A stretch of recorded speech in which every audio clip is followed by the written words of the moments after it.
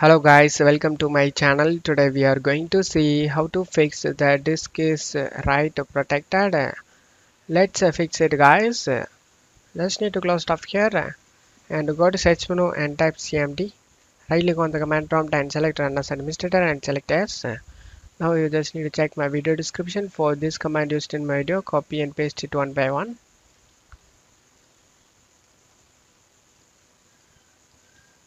After finishing this list disk command, now you need to select your flash USB by its size. In my case, the size is 58 GB. Disk 2, as you can see, 58 GB.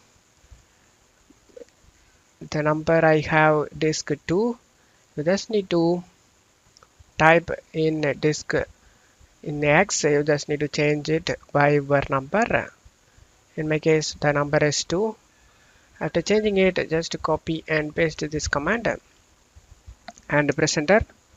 Now the disk 2 is selected. Now copy and paste this fourth command and now copy and paste this fifth command and press enter. After doing this fifth command, just need to close stuff here and go back to File Explorer and right click on your USB drive and select format and select the start option and format it.